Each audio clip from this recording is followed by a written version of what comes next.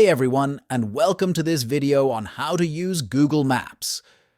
Whether you're a seasoned traveler or just getting started navigating the world around you, Google Maps is an essential tool.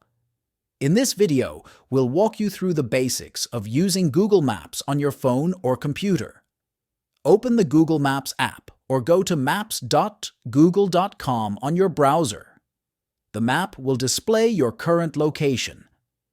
In the search bar at the top, type in the name of the place you want to find. Let's say you're looking for a specific restaurant. Enter the name and hit enter. A marker will appear on the map, along with an information card showing the address, contact information, and sometimes even photos and reviews. On the information card, tap the Directions button. By default, Google Maps will use your current location as the starting point.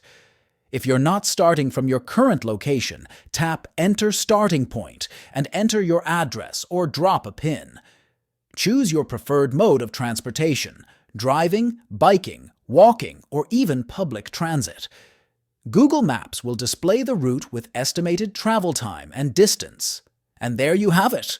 If you find this video helpful, don't forget to subscribe to our channel for more tutorials. Thanks for watching.